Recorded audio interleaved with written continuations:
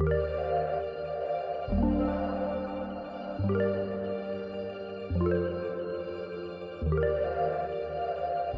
merci à la filière d'avoir proposé de présenter donc un sujet voilà, qui nous occupe beaucoup à la Salpêtrière. Et pour rebondir sur ce que vient de dire Laurent, je suis effectivement neurologue de formation.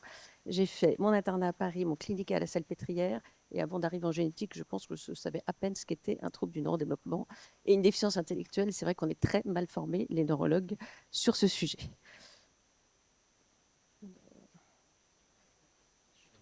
Je vous mets en... Voilà. Et donc le sujet que je vais vous présenter, c'est la pathologie, les troubles de la personne vieillissante, avec bien sûr un focus sur les pathologies neurologiques compte tenu de ma formation.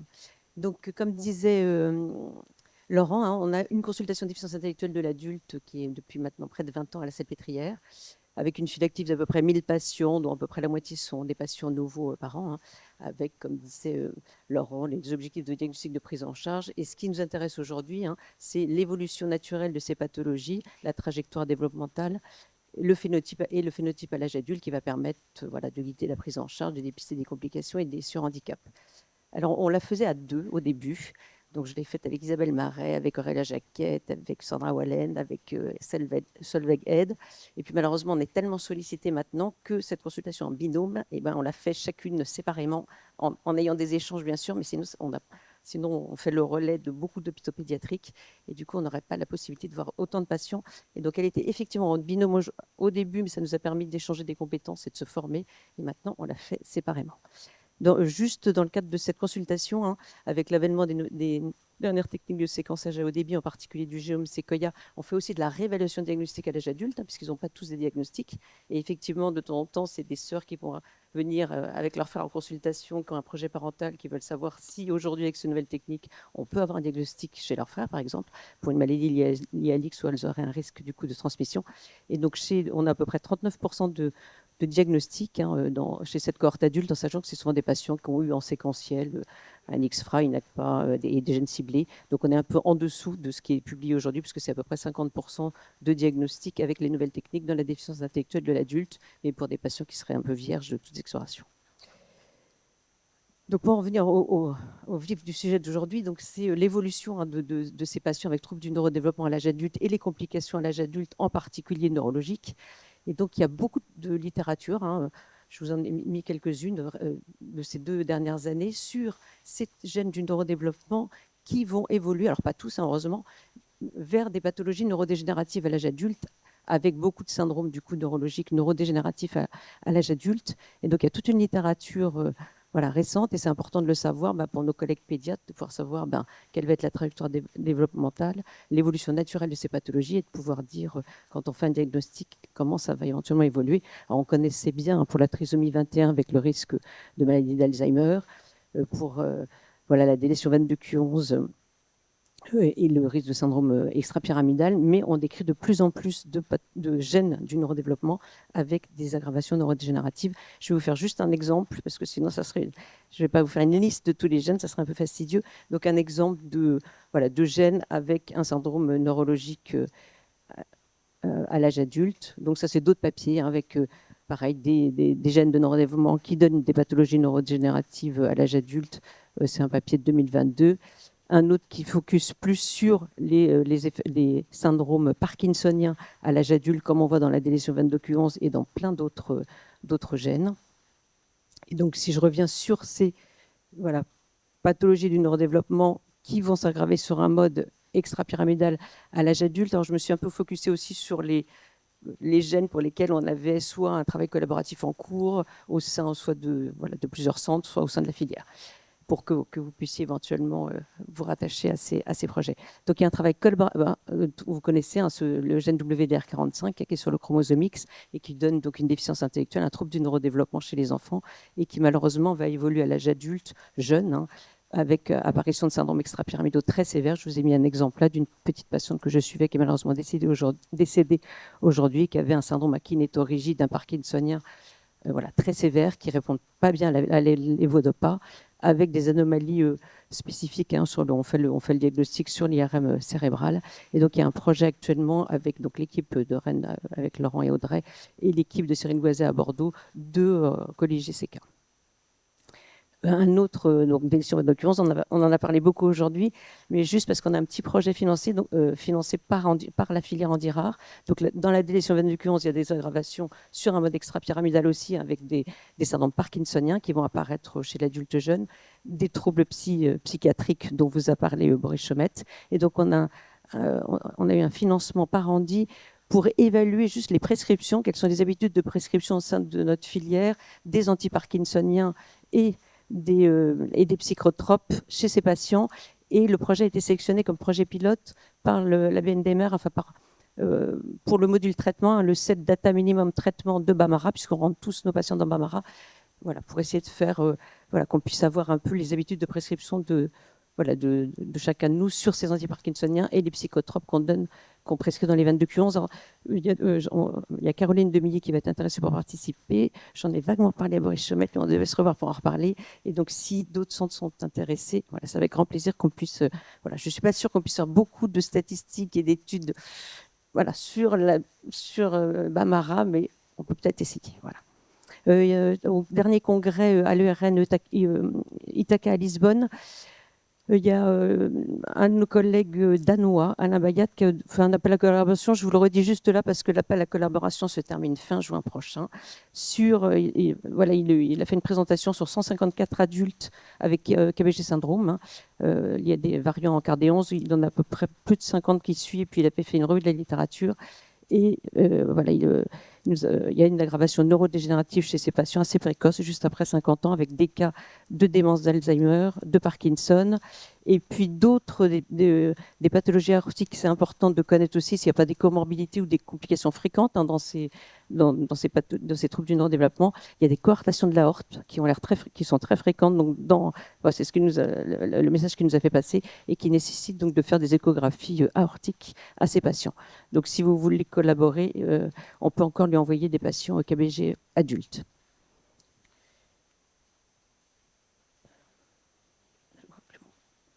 Alors, dans les autres aggravations neurodégénératives, on va passer très vite. Il y a ces syndromes extrapyramidaux qui sont décrits. Il y a aussi des aggravations sur un mode ataxique. Ça, c'est une grande famille qui était suivie par Alexandra Dur et où, en fait, les patients qui ont été réévalués par Solveig Head dans le service, et c'est des patients qui, finalement, avaient quasiment tous une déficience intellectuelle, certains une ataxie d'emblée et d'autres qui se sont aggravés sur un mode ataxie que par la suite. Sur un mode extrapyramidal, donc vous connaissez tous le gène de SPG11 qui est responsable d'une paraparésie spastique.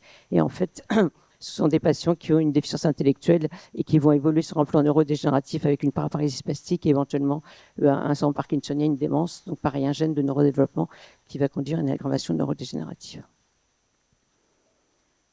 Alors, sur un mode psychiatrique, Boris en a beaucoup parlé. J'ai juste remis les délétions d'occurrence puisque ça fait partie de notre petit projet Andirard avec l'évaluation des prescriptions de psychotropes.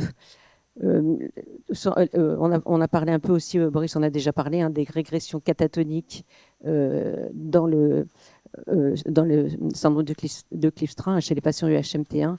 Et donc, on a plusieurs patients donc, en collaboration avec Laurence Perrin, Adrien Legrand, en particulier des patients qui ont développé des régressions catatoniques à l'âge adulte, donc des patients que moi je suis maintenant, puisque sont passés en relais enfant-adulte et qui étaient suivis par Laurence Perrin avant, avec des régressions catatoniques, mais tout un bilan neurologique, d'où l'importance des neurologues dans la prise en charge de ces patients. Hein. Ils ont été hospitalisés dans le service de neuro-onco qui s'occupe beaucoup de tout ce qui est auto-immun et dysimmunitaire. Et en fait, finalement, l'étiologie était une encéphalite dysimmune. Et pour une des deux patientes, elle a pu s'améliorer après traitement par immunoglobuline IV. Donc, du coup, c'est des choses qu'il faut savoir. Et il peut y avoir des complications auto-immunes donc chez ces patients. Et donc, cette régression catatonique chez ces patientes HMT1 a été rapportée pour une des en tout cas à une encéphalite dysimmune avec des auto-anticorps antithyroïdiens qui étaient positifs. On a décrit aussi des régressions dans d'autres gènes, des DX3X, SHANK3. Boris Chaumette vous en a un peu parlé. 2 minutes. Alors, il y a des aggravations sur un mode démentiel. Je pense que Anne-Sophie Rebillat va plus en parler que moi après. Juste, il y a un papier qui était sorti en 2024, qui est sorti récemment, qui montre l'atteinte cognitive en fonction de l'âge et donc le risque d'apparition d'une démence. Voilà, la population générale, le risque d'apparition d'une démence augmente avec l'âge, c'est la courbe noire. La courbe verte, c'est l'apparition d'une démence si vous avez une prédisposition génétique et un gène de prédisposition à une démence présélinine ou autre. Et en jaune, l'apparition d'une démence chez tous ces patients avec troubles du neurodéveloppement. Donc c'est aussi quelque chose qu'il faut voir et analyser chez nos patients.